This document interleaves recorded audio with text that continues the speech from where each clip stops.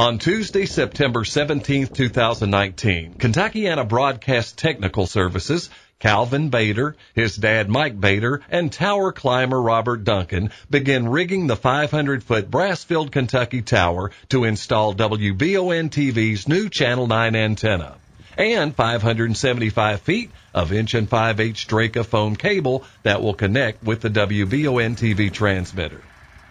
Father Mike keeps an eye on the work and a steady hand running the winch, while Calvin and Robert work to get all the necessary riggings in place on the tower for the Channel 9 antenna pick. It's a clear forecast, a bit warm in the upper 80s with no rain or adverse weather in sight. That's good news. Rigging of the tower takes several hours. Mike's getting tired, so instead of proceeding with hanging the antenna today, the crew decides to finish up on the ground.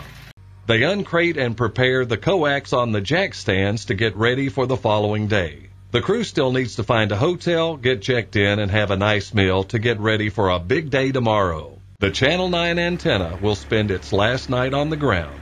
First thing tomorrow, it's heading 425 feet in the air. Day 2 starts on-site icing down some water and Gatorade. And since someone forgot the cooler, Homer's all-purpose bucket will suffice. The crew is rested and ready for a big day. Robert will be going up on the tower, getting into position to receive the Channel 9 broadcast antenna. Once securely suited up and tethered, Robert begins his 450-foot ascent on the tower. It's a clear, cool morning with a pleasant light breeze. Robert has his Chris Stapleton tunes cranked to keep him company for the ride. That little speck up there, that's Robert, now in place and secured on the tower. The crew sends back down the headache ball, aptly named for what happens if it hits your head. This ball weighs around 85 pounds and helps keep the line, Robert, and anything else it's lifting from swaying in the wind. Calvin has the antenna rigged for mounting, and it's time to hook it up. Once connected, Calvin carefully walks the antenna into position for the pick.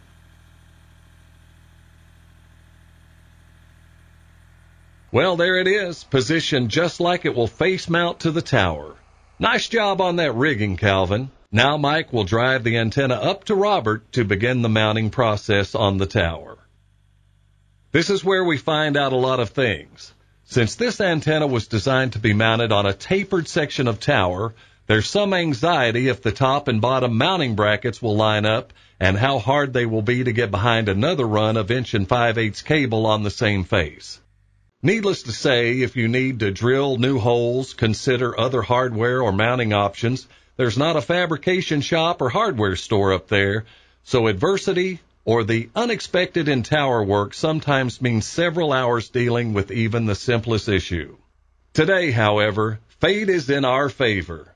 Unbelievably, Robert has the antenna mounted in less than an hour and is heading down ready to hang the 1 5/8 coax. Great job, Robert. To recognize this astonishing feat, we even got a flyover and hat tip from Air Force One. Well, or someone. Next step is rigging the 1 5/8 coax with the connector that couples to the antenna. The crew gets the coax started.